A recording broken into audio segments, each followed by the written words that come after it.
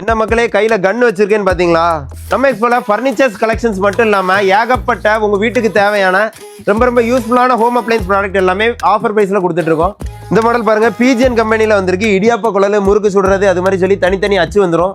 இதுல என்ன பெரிய பிளஸ்னா ஜஸ்ட் ஆன் பண்ணீங்கன்னாலே போதும், மோட்டரே உங்களுக்கு எல்லாமே சுத்தி கொடுத்துரும். பிளஸ் இதை ரிவர்ஸ் பண்ணீங்கன்னா மறுபடியும் உங்களுக்கு ரிவர்ஸ் ஆயிரும்.